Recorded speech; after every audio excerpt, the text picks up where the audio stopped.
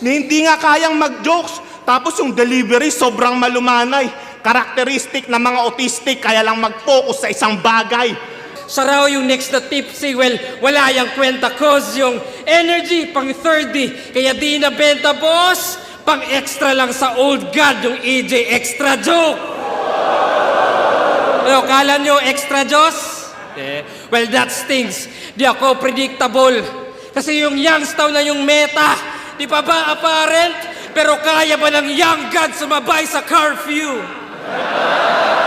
Kalawang ko kagay o naging identity yung titi. Tanging notable yung nota.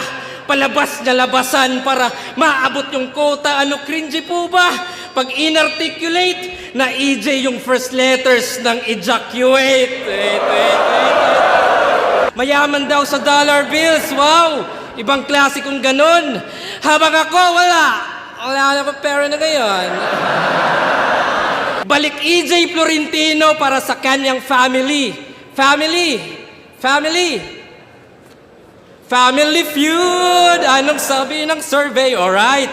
Nag-survey ka.